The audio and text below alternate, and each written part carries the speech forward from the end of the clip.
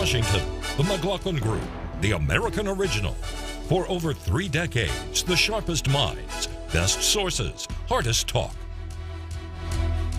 Issue 1, Paris attack. An act of exceptional barbarism has been committed in Paris against a newspaper. A paper, in other words, an organ of free speech. It's an act against journalists. Today France is in shock, the shock of a multiple assassination, a terrorist attack. It was a brazen and deadly attack on Wednesday noon in Paris. Masked gunmen shouting Allahu Akbar, God is great, stormed the headquarters of a French satirical newspaper called Charlie Hebdo and opened fire. 12 people were killed, including the magazine's editor-in-chief and 2 policemen. 1 wounded officer shot dead at point range. 11 people were wounded. The gunmen then escaped in a getaway car. A survivor of the attack said the gunmen spoke fluent French and claimed that they were from Al-Qaeda. This is not the first time Charlie Hebdo has been attacked. Its officers were firebombed in 2011 after the publication published a caricature of the Prophet Muhammad on its cover. Many Muslims consider drawings of the Prophet blasphemous. President Obama condemned the attack as cowardly and evil and expressed solidarity with the French people. The values that we share with the French people, a belief, a universal belief in freedom of expression is something that can't be silenced. U.S. Secretary of State John Kerry said brave and decent people around the world would not be intimidated by such violence. Free expression and a free press are core values. They are universal values, principles that can be attacked but never eradicated. On Friday, French police had cornered the 2 suspects in a printing plant outside Paris. 2 brothers named Saeed and Sharif Kouachi. A counter-terror unit broke through the door and shot dead the Kouachi brothers. Question: older brother Saeed Kouachi appears to have been trained in Yemen by Al-Qaeda in the Arabian Peninsula. Is this attack a wake-up call about the dangers of radicalized Muslims with American or European citizenship returning to carry out attacks? Pat Buchanan. Well, you got that right, John. Look, this was an act of barbarity, but take a look at it from the standpoint of these 2 brothers. They went in and wiped out this anti-Islamic scurrilous entity which had insulted the Prophet. They avenged the Prophet. They ran a military operation. They escaped. They've got the President of France addressing them, the President of the United States. They go up and they have the attention of the entire world for 2 days, and then they come out like Butch Cassidy and the Sundance Kid, walking out shooting, and they're killed in the process. What this is going to do is send a message to all these young anonymous terrorists who go over there to fight that war in Syria or Iraq, and they're going to say, if you really want headlines, if you really want to make an impact, if you really want to immortalize yourself, why blow yourself up in a suicide bombing? The way to do it is in the West. Your question's exactly right. Well, the other side of that is that tens of thousands of people took to the streets of Paris and said, Je suis Charlie, Je suis Ahmed, because one of the people they murdered was a Muslim, and the cartoons that they allegedly object to and find so offensive are now printed everywhere around the world. So I don't know that they accomplished a whole lot. But I think we are looking at a noxious stew, particularly in Europe, where this anti-immigrant sense is really strong, plus an anti-Semitism is on the rise, and how it affects the politics. You've got the National Front Party, which in the past really has been just one step removed from a sort of white French supremacist group, is now moving into the mainstream, and I think Marine Le Pen is trying to bring that party into the mainstream, and if the election were held today, that party would win. And so this is transforming politics in Europe, and the implication here, we've been waiting more than a dozen years for Al-Qaeda-style mass events to take place. I think this shows how easy it is to stage much smaller events, and the militaristic approach of these young men shows that the training in Yemen, training in Syria, how that has metastasized and really, I think, corrupted the minds of a lot of young men.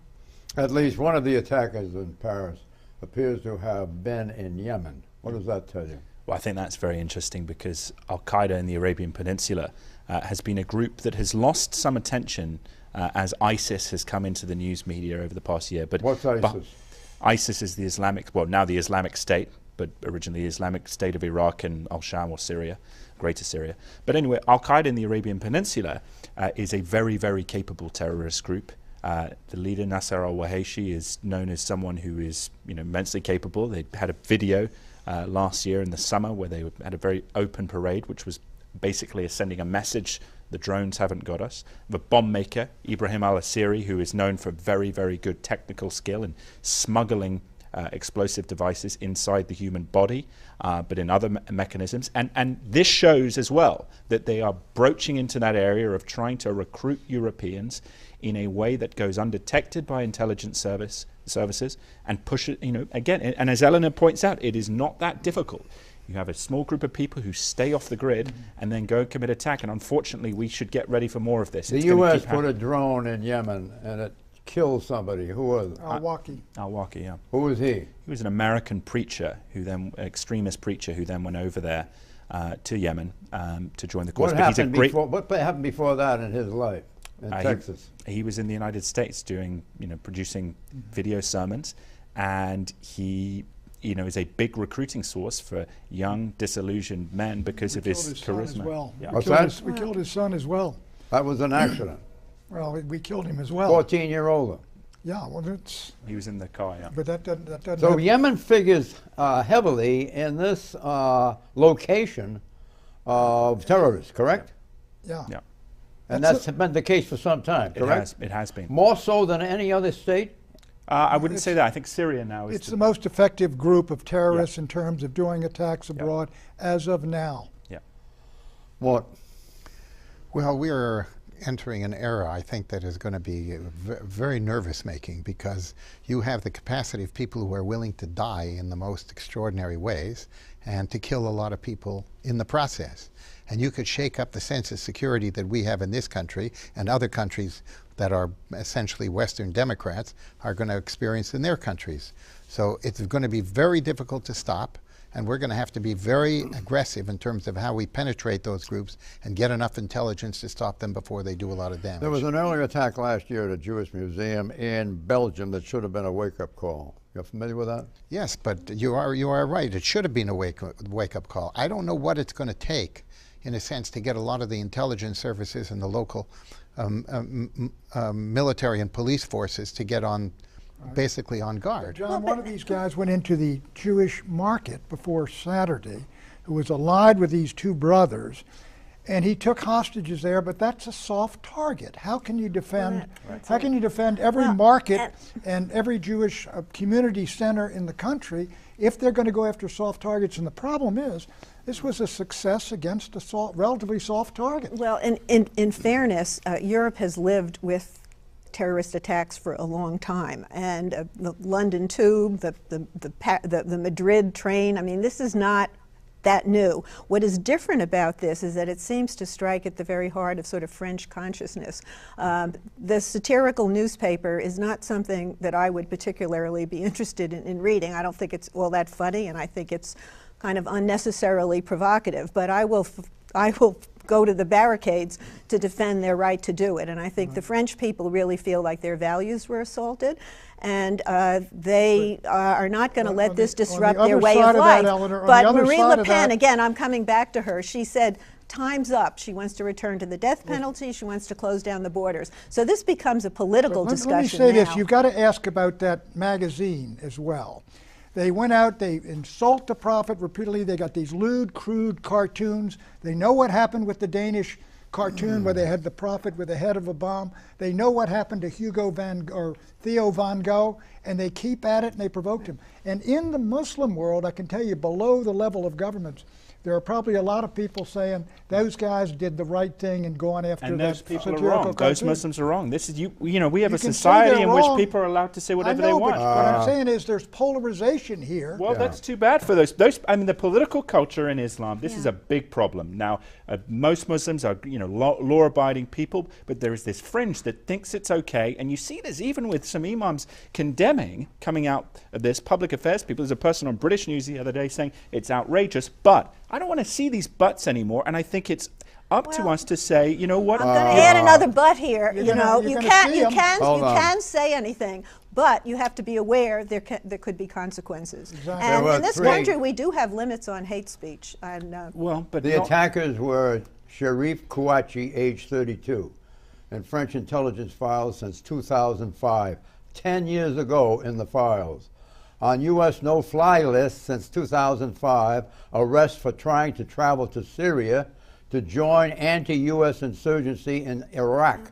He wanted to fight Americans. well, Second person is his brother, Saeed Kouachi, age 34, also on the U.S. no-fly list and at one time kept surveillance by French authorities. U.S. officials said on January 8, that's this week, he trained with al-Qaeda in Yemen. well, Hamid Murad, age 18, surrendered to French police when surrounded, no previously ties to a terrorism. But he said he had Attackers nothing to claim do He with had it. nothing to He do had with it, nothing the to do third with it. guy, John. Look, But look what it says. yeah. These guys went to Earth. They were on the watch list, people looking at them, but they can't keep watch on everybody Right. every day. Yeah. That's right. And so they plotted and planned quietly and carried this Yeah, out. And, These- and the French these- will the- go through what the U.S. went through. There will be a sort of a 9/11 commission that will look at every bit of this and to see where they fell down. But Pat's point is well taken. You cannot keep tags on everyone who seems suspicious. Yeah, well, how many people are there that the FBI and our other surveillance authorities in this country are watching? How many are there out there approximately? Do you know? hundreds. 100. Well, there's No, hundreds. over 100. There's a Many, number many. have gone to Syria and Iraq. But My figure is 100. There are thousands in the UK and Europe. I mean, and that that we are concerned about. And so you have three threats. You have the number one, you have the original people with Al-Qaeda, we've seen before, who were operated by. Then you have number two, you have people coming back from Syria who have trained, who have gone there, like as appears with these people with Yemen. And then you have number three, people who have watched online on YouTube and been inspired and decided I can become a terrorist. And they do. What, John, we have seen for 48 hours, we have been riveted to that television all over the world, and they've done it, these people coming back. And what frightens me to a degree is that, look, these guys succeeded. I mean, they are really. Their faces will be forgotten in 3 days. Their And names will be triggering revulsion. Well, These revulsion. tactics Inspiration will not by succeed jihadists. over What the about long- their people rather than our people? You got to see what they think Their- about How this. many- Their people, there are a lot more Excuse of their me. people who don't believe in those tactics than You what don't they've need a done. lot.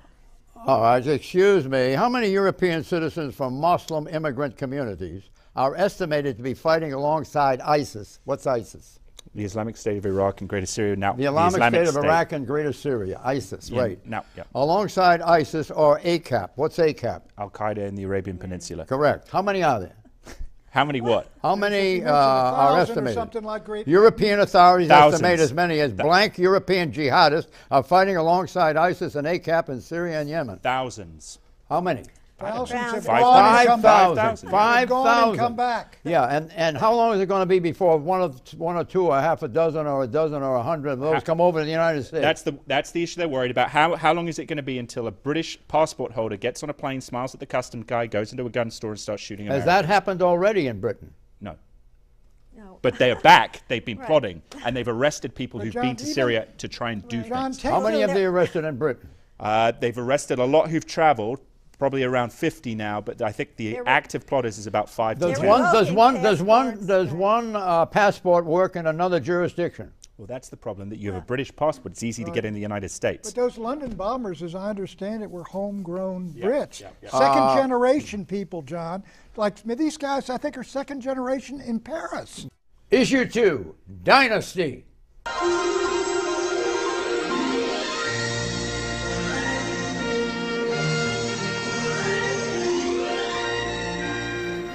Jeb Bush has formed a presidential exploratory committee, and he's resigned from corporate boards and committees, and he's released emails from his tenure as Florida governor. Jeb is showing more than ankle. He's bearing knees and hips. If Governor Bush does run, and if he wins the Republican nomination and then wins the general election, he'll make history as the third Bush to become president of the United States. A big deal? No. The Bushes are a dynasty, and dynasties run in America's DNA. Notable examples include the Rockefellers, the Kennedys, the Clintons, the Browns of California, the Cuomos of New York, the Nuns of Georgia, the Pryors of Arkansas, and the Bushes. Question: if Jeb Bush runs, is he an instant front runner for the GOP presidential nomination? Eleanor. He's already the front runner, and he's smart to have made his move early, because in today's Republican Party, there's only room for sort of one sane character. He's considered moderate. He's run a state for 2 terms. He can raise money, which is really key. And I think the last name Bush is not going to hurt him as much as people might think. Name identification. I think we live in a world of branding, and I think the American people, they know the brand, and they're comfortable with it. So I think if he runs, he has a good shot to win. So he's got name, and he's got the Bush political network. What do you think? He certainly has all of that, but he has something else that I think is much more important than any of these things. He's got real talent. This man is was an extraordinary governor. He's an extraordinary speaker. I happen to have attended a meeting that he had just 2 days ago, and he was phenomenal. I mean, there were 100 people there, all frankly helping him out financially, but he was phenomenal, and everybody in that room knew it. He answered question after question without knowing what the questions could be. He's totally informed about the issues facing this country, and he's not a right-winger in the Republican Party nominee. Why did you gesture toward me there, Mort? I don't know, my arm. I have a sore shoulder pad. It couldn't go any further. He made a very smart move, moving early. Yeah. He has bulled both Chris Christie, who's another candidate for the establishment title, if you will, and Mitt Romney have got to move pretty soon if they're going to get into this thing. And he may have cleared the field, and if he does, John, he at least gets to the finals, I think, because I've always believed the establishment winds up with one candidate in the finals, and the outsiders, the populists, the conservatives, whatever you want to call it, libertarians, they get a candidate. Is it a blessing or a curse to be front runner? It is. It's both. I mean, it's a blessing because you're going to get all this money coming to you. Is it more a curse than a blessing? Well, the front runner usually gets chopped up bad in the There's Republican more press coverage to the front runner. He gets chopped up. Dole was chopped up. Right. They're a conservative. That's what happened to you when you ran for president. I was never the front runner. And otherwise, you'd be president today, wouldn't you? You ran twice. 3 times. Right. 3 times. Well, they're a conservative. The conservative presidential activists. obsession. My new book on you. I don't have a dynasty either. No, thank goodness. Yeah, just very quickly, I think the conservative activists, though, the problem for Jeb Bush is that he is unpopular because of Common Core, which is an education federal thing, federal mandate for, and so conservative activists have a problem with him. All right. And immigration. Let's see a little bit more about Bush from videotape. Who is Jeb Bush? Here's who. Born 1953, 61 years of age, bilingual, fluent in Spanish, religion Catholic. Married, 1974, 41 years. Wife Columba, a Mexican-born U.S. citizen. 3 children, Noel, Jeb Jr., and George. Son George is the Texas Land Commissioner, responsible for managing billions of dollars in state assets and mineral rights. Jeb's work history, banking, real estate, entrepreneurial ventures, and, of course, governor of Florida, 2 terms, 1999 to 2006. Question: regardless of his last name, does Jeb Bush's previous experience qualify him for the Oval Office? Tom Rogan. Yeah, I think it does if we look at previous presidential candidates in comparison. But ultimately, the question of qualifications, I think, becomes, any candidate can have the qualifications if the primary voters like them, and that's going to be the 2 terms as governor under and he has a business experience. An exciting case. He's intellectually curious. He speaks Spanish. If you're interested in that, witness the got problem of the current governor down there, who's going to have a second term, but is a figure of what? Contradiction in a way. John, he's got the experience, he's got the credentials for president, no doubt about it, but you mentioned immigration, you mentioned Common Core, and there's a sense on the part of an awful lot of conservatives that he is the moderate candidate who's going to be put up as McCain was and the others were. And frankly, some of them are going to go after him very, very hard. We're going to see what he's made of. Is he not eminently qualified? I'd put qualified under the ABA. I think Terms as governor in Florida. Well, that's plenty of time. And Yeah, he's his What else? What else? He's What part else? of a His family that's biggest been involved challenge- for years. excuse He me, knows his- all the issues. Excuse He me. understands all the issues like no other candidate that I've heard in, He in can 20 answer years. questions when okay? he doesn't even know what the question is going to be. Excuse me. I couldn't resist that.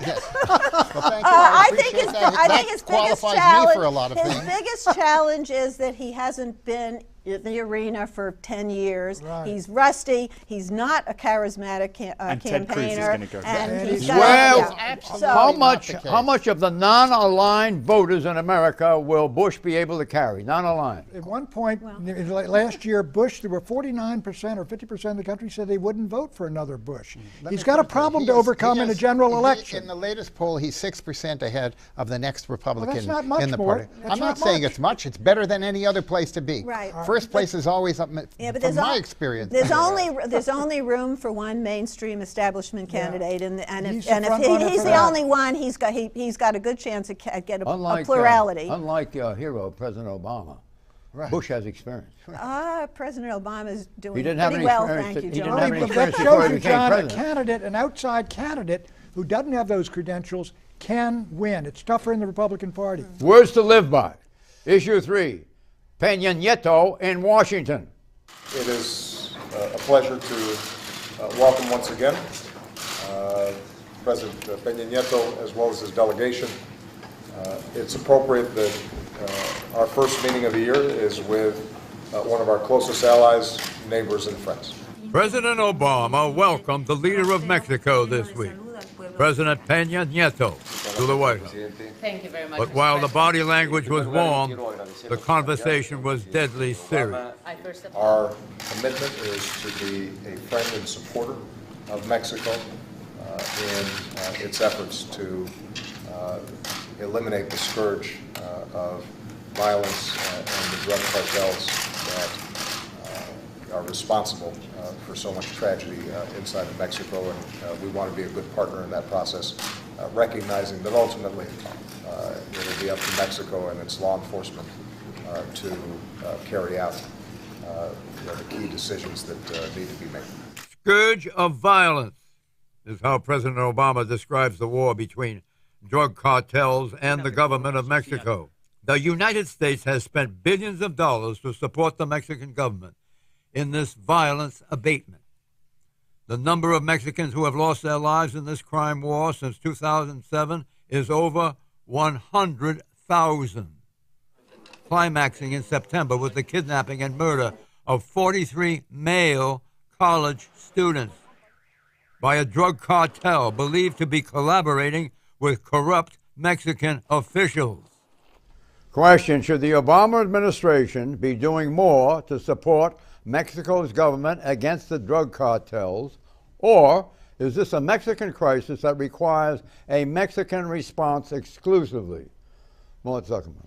Well, I think there are things that we should do together, particularly exchanging information and intelligence. But I don't think that America should get involved directly in what's happening on Mexican soil, nor do we think the Mexican Army or their other law enforcement agencies should get involved in on American territory.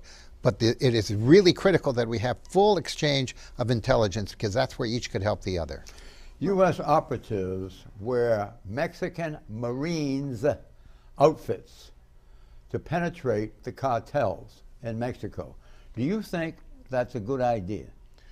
I have no problem with it, frankly, because unless it's American soldiers who are doing that, or American law enforcement That's officials.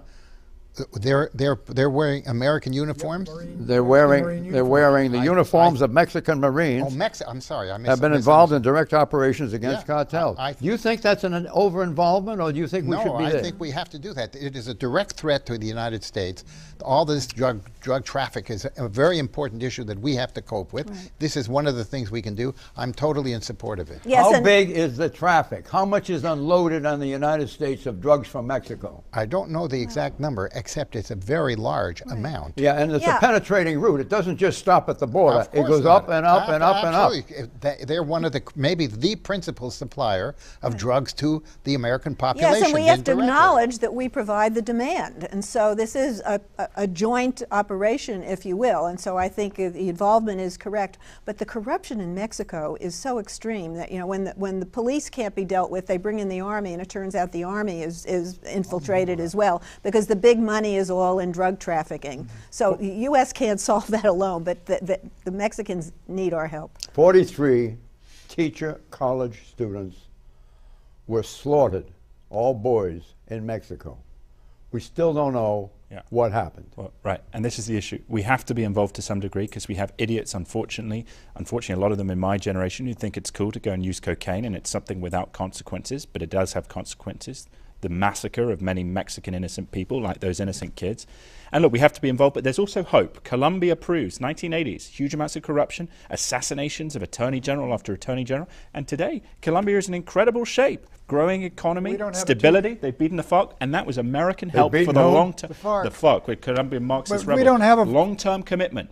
Smash We don't Escobar. have a 2,000-mile border with Colombia. Let me tell you, in the 21st century, as we move along, the United States isn't going to be hanging around over in places like Iraq. The central problem of security and other things for this country is going to be right in this hemisphere, and it's going to come right out of Mexico, a country of 120, 130 million people.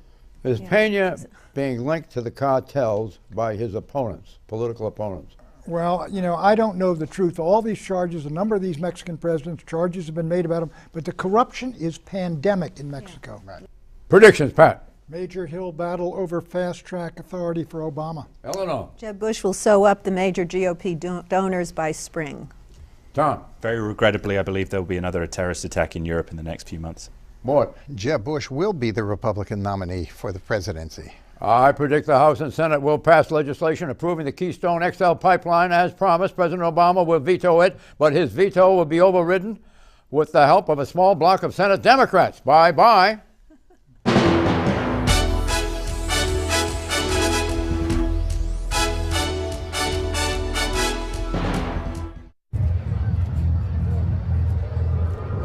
Looking for these? You drive Buzzed. It could be one very expensive ride. First, you gotta make bail. Then pay me to get your car back. Your insurance premiums will go through the roof. And my legal fees just keep adding up. All told, it could end up costing you $10,000. Buzzed, busted, and broke. Because buzz driving is drunk driving.